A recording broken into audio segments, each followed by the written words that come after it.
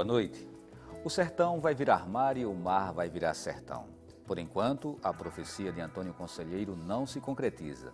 O mar continua cada vez mais longe do sertão e o que se vê na paisagem é uma estiagem de grandes proporções. Para alguns pesquisadores, a maior dos últimos 50 anos. Por causa do fenômeno El Niño, a situação se agrava, mas a seca não envolve apenas questões naturais. A convivência com a estiagem precisa ser encarada com políticas públicas que permitam o desenvolvimento regional. Ocorre que a seca se arrasta por séculos e muitas das medidas de convivência não saem do papel. A expectativa de muitos sertanejos é a transposição do São Francisco prevista para 2017. Mas até lá, o que fazer? Outra questão que deve ser considerada é o fato de que a transposição poderá solucionar apenas parte do problema. Governo, organizações não governamentais, pesquisadores buscam caminhos e no programa de hoje ampliamos o debate para a sua participação. Como conviver com a estiagem no semiárido nordestino? Para falar sobre o assunto, convidamos Marcelo Asfora, diretor da APEC, Agência Pernambucana de Águas e Climas. João Suassuna, pesquisador da Fundação Joaquim Nabuco na área de convivência com o semiárido. Alexandre Henrique Pires, coordenador da ASA, a Articulação do Semiárido Brasileiro. Você pode participar do programa enviando perguntas ou dando a sua opinião pelo e-mail opiniãotvu@gmail.com ou pelo telefone 21267958. Boa noite a todos, sejam bem-vindos. Bem, vamos ter um tempo relativamente curto para falar de um assunto que é tão extenso, né? E a pergunta que a gente traz para começar essa nossa conversa é: qual é o cenário atual da seca, da estiagem na região Nordeste? Vamos começar pelo Marcelo. Veja, Valdir, bom, boa noite a você, boa noite ao João, boa noite ao Alexandre. Boa noite, Marcelo. Boa noite. Nós estamos vivendo um ciclo de seca, né? Um ciclo de seca que teve início em 2012, com uma estiagem muito forte. Aqui no nosso agreste, no sertão, choveu menos que 30%, que seria a média climatológica. E desde então nós tivemos sucessivamente, né, anos com precipitação abaixo da média. E a perspectiva, né, com a intensificação do fenômeno El Niño, que é um fenômeno que está associado à redução de chuvas aqui na região Nordeste, tá certo? E nesses últimos meses ele tem se intensificado, né? A perspectiva é que no ano de 2016 nós viemos a ter novamente um ano bastante seco. Isso nos preocupa bastante porque nesses 4 anos de seca, o fenômeno El Niño ele não se mostrou presente de forma tão intensa. Então, depois de 4 anos, né, a gente está com a perspectiva de um fenômeno El Niño bastante forte. O que preocupa aí, né, é dentro dessa situação o que vai acontecer em 2006. Os nossos reservatórios já não têm mais água, né? A gente já vem desse período seco com todas as consequências que isso traz para a economia, para a vida das pessoas. Então, realmente, a situação é bastante preocupante. No mês passado, a Agência Nacional da Água, ela chegou a dizer que 2016 deverá ser um ano de seca extrema. Como a gente poderia traduzir? O que significa exatamente a seca extrema? É mais grave do que a que a gente vivenciou de 2012 para cá, né? 2012, 2013, 2014? Veja, o uso dessa terminologia já é um avanço, né, na forma como o Estado, eu digo o país, tem tratado a seca. Nos últimos 2 anos, foi desenvolvido o monitor da seca da região Nordeste. Né? Porque se você olhar, a seca ela não é monitorada como fenômeno, ela é monitorada em relação à chuva. E nem sempre o impacto da seca está relacionado à chuva. Algumas atividades se desenvolvem para diferentes níveis de chuva, tá certo? Então, se estabeleceu uma metodologia, eu não vou detalhar aqui, temos pouco tempo, né? E hoje você encontra no site de qualquer instituição de todos os estados do Nordeste, se você entrar no site da APAC, você vai ter lá monitor da seca, onde se estabeleceu critérios e indicadores para medir a intensidade da seca, né, em todo o Nordeste. Então, isso já traz um ganho, né? Você passa a tratar a seca de uma forma comum a todos os estados do Nordeste, com indicadores que medem a intensidade dessa seca. Essa seca extrema, né, é uma seca que teria um tempo de recorrência de mais de 50 anos, ou seja, quando a gente costuma dizer, olha, essa é a pior seca, ou talvez a pior seca dos últimos 50 anos, então seria uma seca dessa proporção. Tá certo? E tem aí uma gradação dos diferentes níveis de seca. Certo. João Suassuna, quando a gente fala em seca, aqui a gente associa sempre vem sempre a ideia de semiárido, né? A gente pensa sempre que a seca ela é exclusiva da região mais afastada mesmo do litoral. Qual é hoje o polígono da seca? A gente considera aí que espaço geográfico da região Nordeste? Veja, tem um estudo que já foi feito que delimitou o polígono das secas, né? 80% das secas que ocorrem no Nordeste, elas estão localizadas lá numa região que a gente chama de o miolão da seca. É o setentrional nordestino, né? Então, 80% das secas, quando existem, elas estão localizadas nessa área que a gente chama de miolão da seca, que é o setentrional, né? Chega ao agreste também. Agora, veja uma coisa, está mudando o cenário do seguinte: antes se falava muito em combater a seca. Seca não se combate nunca. Enquanto fenômeno natural, uma seca não se combate.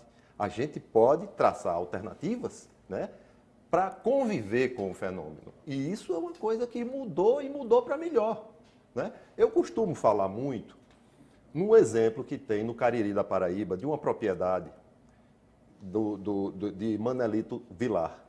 Ele trabalha com 2 elementos biológicos na propriedade dele importantíssimos: as plantas xerófilas e os animais adaptados ao clima seco, né? Então, o trabalho dele... Vamos traduzir, plantas xerófilas. Plantas xerófilas são aquelas plantas que se desenvolvem em ambientes secos, né? A nossa caatinga tem leguminosas, tem cactáceas, né, que servem de alimentação para os animais, né? Então, veja, o trabalho dele é proporcionar uma harmonia entre essas plantas xerófilas e os animais adaptados à região. Para você ter uma ideia como isso é importante, a região do Cariri está seca. O açude de Itaperuá, que é essa região lá do Cariri, secou e faz tempo. Os carros-pipa estão para cima e para baixo. E isso não intimidou esse produtor rural ao ponto de estar produzindo queijos finos, oriundos de leite de cabra.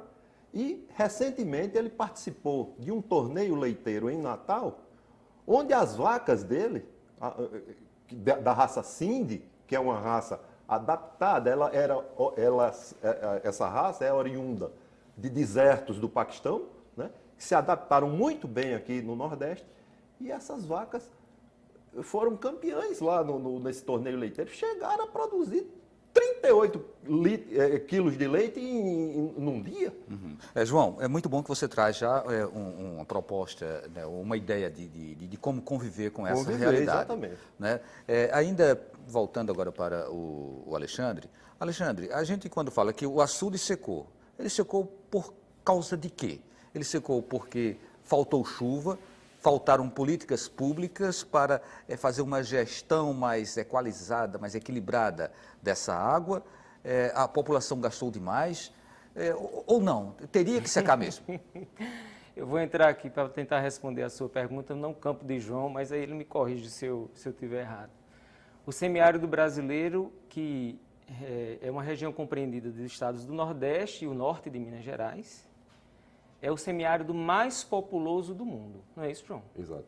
Além de ser o semiárido mais populoso do mundo, é um semiárido onde também a gente tem grandes reservas hídricas, grandes açudes de porte, né, que conseguem garantir água. O problema, aí a sua provocação para Marcelo logo no princípio, sobre qual é o contexto nosso hoje, o contexto é que essa água que nós estamos armazenando, ela está servindo a um modelo de desenvolvimento que é um modelo de desenvolvimento extremamente degradador do meio ambiente.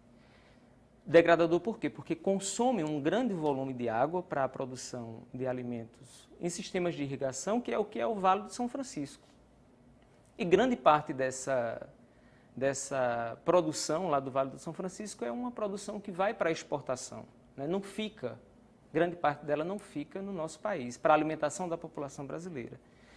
E aí, claro que isso vai servir a um conjunto do setor empresarial que está lá instalado, muitas vezes com financiamentos públicos, né, financiamentos de bancos públicos ou de órgãos do governo que apoiam esse tipo de iniciativa.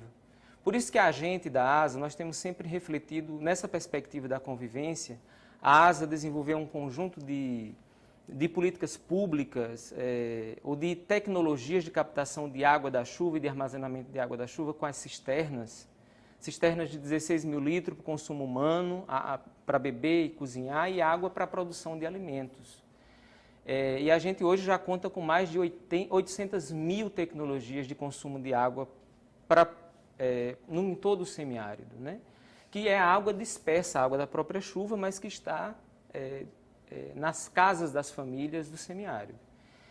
E esse modelo que a gente acredita, ele é um modelo que permite um investimento público barato, que gera uma capacidade de mobilização social extremamente rica, porque as famílias, a comunidade participa do processo de capacitação e de construção desses pequenos reservatórios, e isso tem assegurado às famílias uma situação de segurança hídrica, pelo menos enquanto tem chuva. Claro que não resolve o problema, porque uma das coisas que, na nossa opinião, voltando um pouco para o início da minha fala, apesar de ser o semiárido mais populoso e com grandes reservas hídricas, nós temos um problema de gestão da água. Essa é uma opinião que a ASA vem defendendo, que há uma necessidade dos estados e do governo federal montar um plano de gestão dos recursos hídricos na região do semiárido brasileiro. Deixa eu só fazer um adendo. Okay. Veja só, de acordo com a geologia do Nordeste, nós temos 70% da área do Nordeste cristalina. Os solos, a rocha que dá origem ao solo, ela está bem à superfície, chegando a aflorar em alguns pontos, né? Nessa situação geológica, quando chove, há um escoamento superficial muito intenso, pouca água se infiltra. O que é que fiz? Houve uma corrida desenfreada para a construção de represas para segurar essa água e não deixar que ela caísse no riacho, do riacho fosse para os rios e dos rios fossem para o mar. Particulares. Exatamente. Então, construíram mais de 70 mil represas no Nordeste. Essas represas acumulam um potencial de cerca de 37 bilhões de metros cúbicos d'água. É o maior volume represado em regiões semiáridas do mundo, está aqui no Nordeste brasileiro. Quando você constrói uma represa em um riacho ou num rio, essa represa regulariza a vazão nesse rio onde ela foi represada. Tá? E, de acordo com a garantia, com o percentual de garantia desses volumes regularizados, você tem que obedecer esse volume, porque se você utilizar mais água do que esse volume que está regularizado ali, você seca essa represa. Quem controla isso ou está deixando de controlar? Veja só, as secretarias de recursos hídricos dos estados deveriam controlar isso. Mas o que é que acontece hoje no Nordeste? Começam a irrigar de uma forma exacerbada, né? Há problemas de vazamentos, não se resolve esses problemas, tá? Há o aumento do consumo dessas águas para abastecer populações, né? Se esse consumo for maior do que o poder de regularização dessa represa, essa represa seca, como secou o Gargalheiras no Rio Grande do Norte, como vai secar o Itães. O Itães tem 80 milhões de metros cúbicos d'água, vai secar. E se secar, como é que vão abastecer a cidade de Caicó? Marcelo. Eu queria só fazer uma observação. Assim, primeiro, elogiar o trabalho da ASA, eu acho que é uma referência não só para o país, mas para o mundo inteiro, né, naquilo que eles fazem na região semiárida. Eu só queria fazer uma pequena complementação, que, na verdade, essas tecnologias, elas são essenciais para que a população conviva com o clima semiárido. Né? Ou seja, uma região onde você tem 4 meses de chuva, e aí você acumula as águas de chuva, e passa 8 meses sem chuva. Né? Então, foram desenvolvidas tecnologias para você usar o potencial da região, usar aquela água que você tem disponível e conviver com esse clima. Mas, como ele bem falou, isso depende da chuva. Essas tecnologias elas não resolvem o problema da seca de longo período, que é aquilo que a gente está vendo. Quer dizer, 4, 5 anos praticamente sem chuva, na verdade a cisterna ela contribui Primeiro porque ela dá renda para as pessoas que constroem, e nós defendemos esse modelo, né, que a cisterna seja construída pelo próprio sertanejo. Essa retenção da cisterna é uma retenção mínima se comparada à retenção da água na represa. A questão das barragens, aí, João, eu concordo com você em grande parte, mas a gente tem que lembrar o seguinte, o Nordeste não é igual, eu acho que isso é um grande erro de se tratar o Nordeste como homogêneo. A situação de acumulação de água, a capacidade de acumulação de água do estado de Pernambuco, que tem uma topografia plana, é bem diferente da do Ceará. Né? O Ceará tem 5 vezes mais capacidade de acumulação do que Pernambuco. Se eu pegar toda a capacidade de acumulação de água de Pernambuco, ela ocuparia metade de um único reservatório do Ceará. Topografia, geografia, não tem Por outro lado, né, o Piauí, que também não tem grande capacidade de acumulação, tem um lençol, né, tem um aquífero enorme, o subsolo do Piauí é cheio d'água, é água subterrânea, tá certo? Pernambuco não, Pernambuco é cristalino. Então, veja, existem diferenças, eu acho que a gente tem que aprender a tratar as diferentes condições do Nordeste, não essa visão, é só isso que eu acho que a gente tem que enfatizar. Em relação especificamente a isso que o João Asfora coloca, né, a retenção das águas nas represas. Essa água, de alguma forma, ela poderia alimentar os rios ficariam mais perenes, né? A gente talvez corresse menos risco de ter a água chegando às grandes barragens, às barragens públicas, enfim, me parece que é uma cadeia de problemas que vão se acumulando e gerando um problema maior. História, né, de como, das políticas de convivência ou de enfrentamento que se achava da seca. Ou seja, quando foi criado o antigo Instituto de Obras contra a Seca, depois virou DENOX, a preocupação era acumular água, se construir grandes barragens. Ninguém pensou em distribuir essa água. Então, hoje isso ainda existe. Não é só o modelo, você fala do modelo de uso da água, eu digo aqui em Pernambuco e boa parte do Nordeste, reside aí o seguinte problema, eu tenho reservatórios que estão só servindo para evaporar a água, porque a água não é utilizada.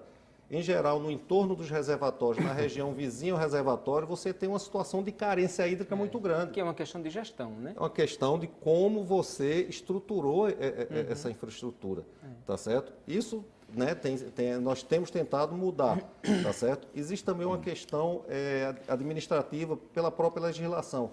Reservatório construído pela União, mesmo que em rio estadual, a gestão da água é federal.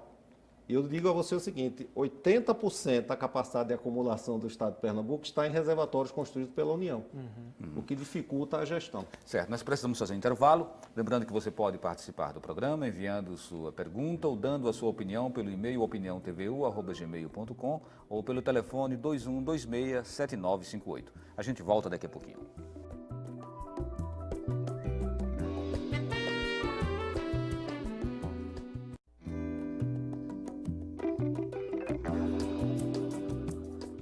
Estamos de volta com o Opinião Pernambuco, hoje com o tema semiárido e estiagem. Bem, nós temos aqui algumas perguntas já chegando, uma de Rafael Medeiros, da Iputinga. Ele pergunta, gostaria de saber dos convidados se o desmatamento na região da Zona da Mata de Pernambuco pode também contribuir para o aumento da temperatura na região do semiárido. Gostaria que João Suassuna ficasse com essa resposta, pode ser? Veja, claro, porque você quando retira a vegetação, você vai expor o solo aos raios solares, esse solo vai esquentar e o ambiente tende a aumentar a temperatura com certeza, tá entendendo? O que me aflige nisso tudo é o que está acontecendo na bacia do Rio São Francisco, com os desmatamentos que estão acontecendo nas matas ciliares. O Rio São Francisco hoje já não tem mais mata ciliar, cara. E o Rio São Francisco é um rio de barranco. Quando você retira essa vegetação que antes segurava aquele barranco, vai haver o desbarranqueamento natural, esse solo vai assorear todo o leito do São Francisco. Isso vai dificultar a navegação a pesca, né? A pesca, tá entendendo? O peixe some e é um problema muito sério esse, né? De desmatamento.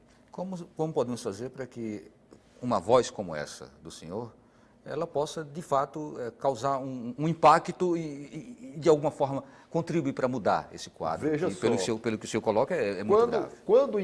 Quando foi aprovado o projeto da transposição do São Francisco, havia um programa correndo em paralelo de revitalização do Rio São Francisco. E nesse programa havia trabalhos de reflorestar toda essa região, né? Só que a coisa parece que foi desacelerada e continuaram a tocar o projeto da transposição e não olharam mais para esse setor aí de revitalização. Isso é uma coisa que tem que acontecer. Primeiro, há necessidade de você revitalizar toda a bacia do rio para você garantir volumes, inclusive, suficientes para dar conta ao projeto da transposição. Porque o Rio São Francisco hoje não te assegura volumes suficientes para atender 12 milhões de pessoas, que é o que o projeto da transposição. Então, ele não suporta a transposição, na visão do senhor. Não suporta. E a prova disso é o que está acontecendo hoje com a represa de Sobradinho. Sobradinho foi construída pela Chesf para regularizar a vazão do submédio e do Baixo São Francisco, para não dar problema lá no setor de geração. Só que, com as secas que estão acontecendo, já é o 4º ano seguido de seca na bacia do São Francisco. Com as vazões de base do São Francisco sendo prejudicadas com uma irrigação forte que está acontecendo no extremo oeste da Bahia, em cima do aquífero Urucuia, tá? Isso está dando resultados terríveis nas vazões de base do São Francisco, e essa vazão regularizada que Sobradinho proporcionou ao São Francisco, de 2.060 metros cúbicos por segundo, essa vazão já está sendo prejudicada, ao ponto de você hoje, na foz do Rio São Francisco, se for fazer uma mensuração de vazão, essa vazão já está em 1.850. Está caindo, e a tendência é cair mais ainda.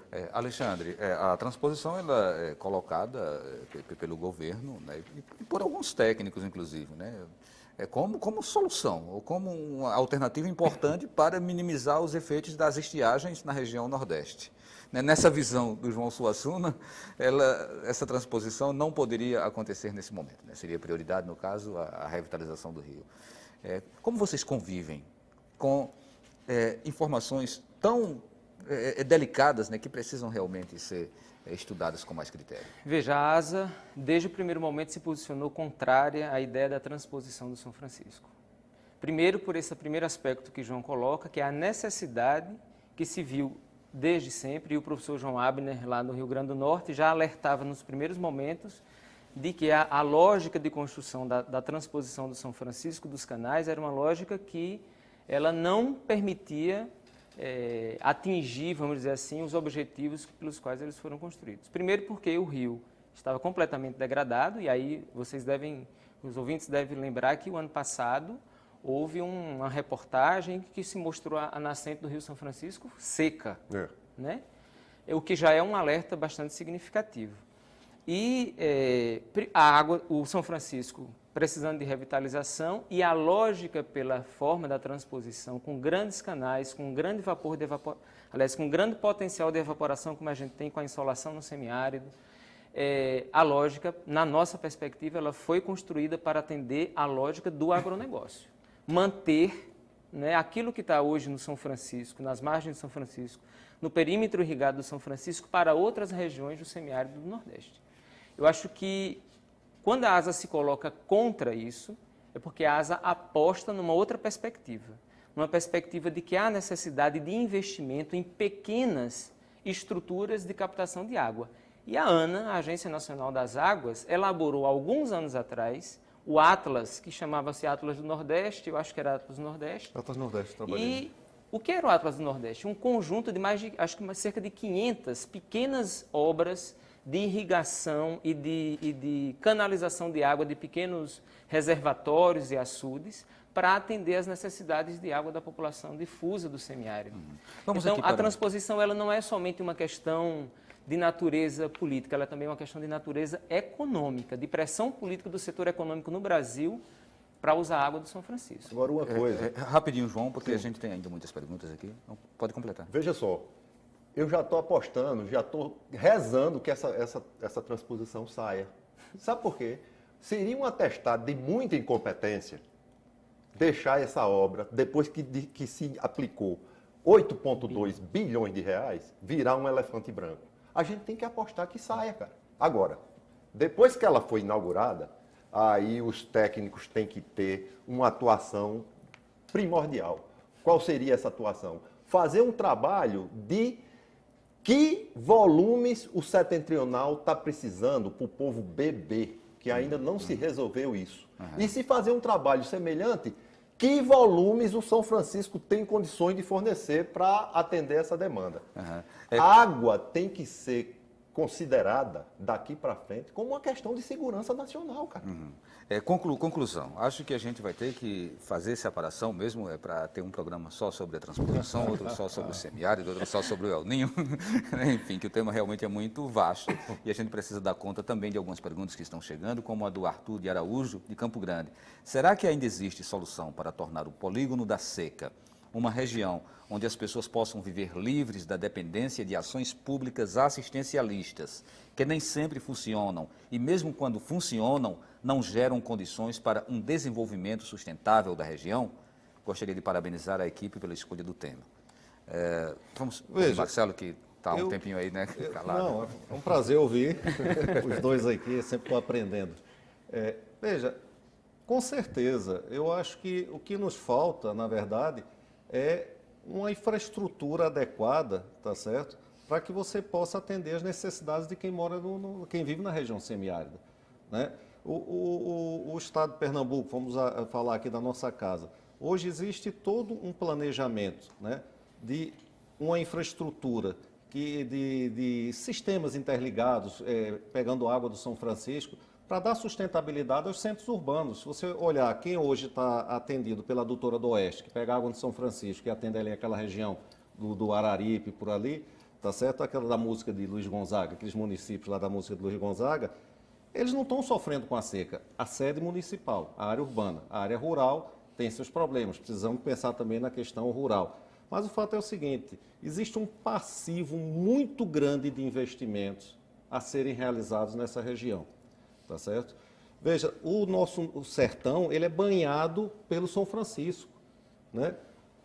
Não teria motivo para as cidades sofrerem com o desabastecimento. O Agreste é mais complicado, porque o Agreste não tem nenhum rio, nenhum caudal com garantia hídrica. Então você tem que trazer, ou traz de São Francisco ou traz do litoral, tá certo? Daí para o estado de Pernambuco, né? A transposição do São Francisco, através da adutora do Agreste, atenderia, né, e daria sustentabilidade a cerca de 70 municípios e outras tantas localidades naquela região, e é essencial, né?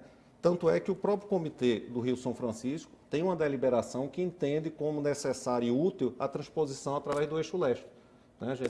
Nós fizemos parte do Comitê de São Francisco, isso foi um debate que houve lá dentro. Eu diria até mais, hoje me preocupa mais um modelo de exploração de água do São Francisco para a geração de energia do que propriamente a transposição. Uma operação equivocada da barragem de Sobradinho pode trazer um dano enorme, né, a todo o suprimento, a toda a sobrevivência de uma região. Se você olhar outros países, né, nos Estados Unidos, a geração de energia está na quarta ou quinta prioridade. Quando fizemos o plano da bacia do Rio São Francisco, em 2003, 2004, tá certo? Na verdade, toda essa discussão da disponibilidade de água do São Francisco era de 30% do que existia de disponibilidade, porque o resto estava comprometido com a geração de energia. Então, esse modelo tem que ser repensado. Certo. Vamos, João, o Marcelo está colocando aqui que acha que o problema da canalização dessa água para a hidrelétrica, ela seria mais problemática do que a questão da transposição. É isso mesmo, na sua opinião? Veja só, com relação à questão da geração de energia, houve uma prioridade do governo federal na interligação do sistema elétrico brasileiro.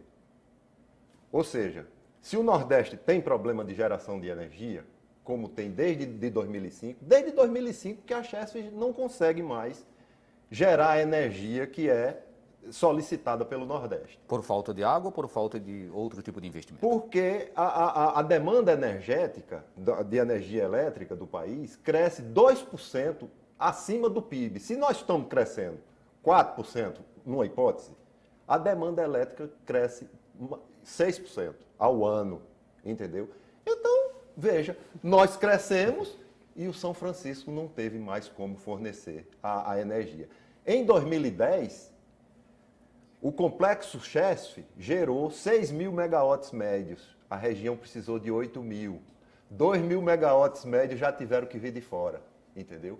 Aí veja, o governo federal apostou na interligação do sistema elétrico brasileiro para fazer com que a energia de Tucuruí pudesse vir para o Nordeste, a energia de Itaipu pudesse vir para o Nordeste e vice-versa, entendeu? Está tudo interligado, mas esqueceram de uma coisa: a capacidade dos reservatórios do país.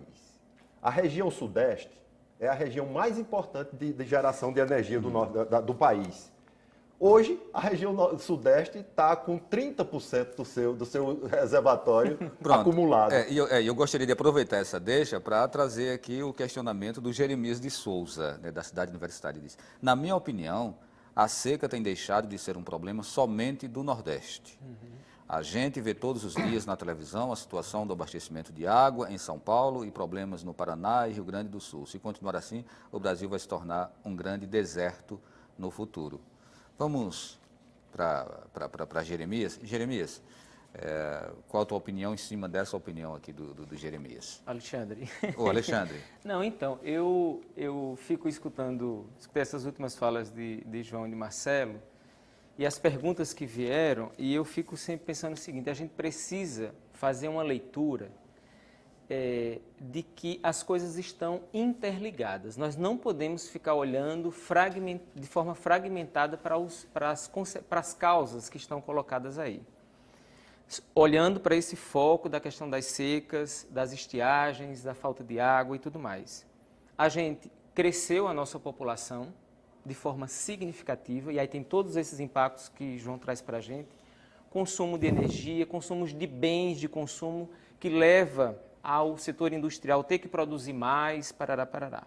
Depois, a gente tem um processo de um modelo de desenvolvimento do agronegócio, sobretudo, que está acabando com as nossas florestas, com os nossos solos. A gente não pode esquecer e deixar de dizer aqui neste programa que o sistema do agronegócio de produção de eucalipto na região da Bahia, de produção de soja na região do centro-oeste do Brasil, na região sul, de cana na região sudeste, tem acabado com as nossas florestas. E quando a gente olha para a região semiárida, a caatinga tem sido um dos biomas mais afetados com o desmatamento, para servir ao setor energético, que é o setor industrial. Então você tem uma série de fatores, e aí eu volto a colocar a questão da gestão da água disponível nos nossos reservatórios. Não, há uma falta, na minha opinião, ou uma pouca ainda, gestão pública, ação pública para a gestão dessas águas. Então, quando você olha para o conjunto dos fatores, é o que está levando a gente a um caos, a uma crise, a uma situação de extrema emergência de falta de água. O fato de Sobradinho, no final de novembro, entrar no seu volume morto é uma situação extremamente caótica. No entanto, o setor da agroindústria de produção de irrigação, de produção de frutas irrigadas no Vale do São Francisco não baixou a quantidade de água utilizada. Só para ter um dado importante para essa interação, há um dado da Sabesp, né, da Companhia de Saneamento de São Paulo, que diz o seguinte: 70% da água consumida no Brasil é para o agronegócio. No mundo. 22% é para a indústria e 8% é para a população domiciliar.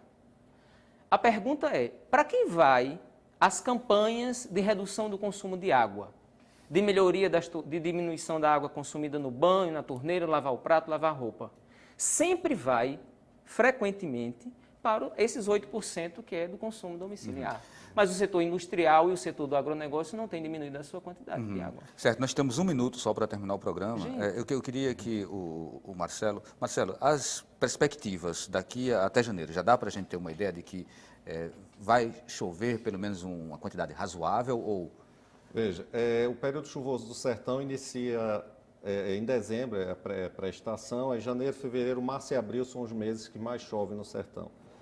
Devido à intensificação do El Niño, né, e as condições, hoje você tem dois fatores que influenciam, tanto o El Niño prejudica, como o dipolo do Atlântico, que é a questão da temperatura do Oceano Atlântico, que também está contribuindo negativamente. A perspectiva é que para o sertão nós teremos um ano bastante seco, com chuvas bem abaixo da média. Tudo indica que para o Agreste também, né, que as chuvas do Agreste elas começam a partir de abril. Então, esse ano, 2016, vai ser realmente um ano muito duro, né, para o sertanejo. Então vai requerer muito estudo, muita reunião, muito encontro, né, muita aproximação entre a gestão pública, entre o poder público e a sociedade. E eu acho que é algo que a gente precisa deixar claro aqui também e fazer um apelo ao governo do estado de Pernambuco, que instalou o comitê de convivência com a seca no início do ano. O comitê só teve uma reunião durante todo esse período. A necessidade da gente retomar um pouco essas ações do comitê. Ok, muito obrigado a todos vocês, obrigado Alexandre, obrigado João Suassuna, obrigado Marcelo, obrigado a vocês que participaram. Teve inclusive uma pergunta aqui que a gente acabou não tendo tempo, mas era também sobre o Rio São Francisco, que foi a pergunta da Renata Oliveira de Boa Viagem. Obrigado, Renata, e obrigado a todos. O programa Opinião Pernambuco fica por aqui. Até um próximo.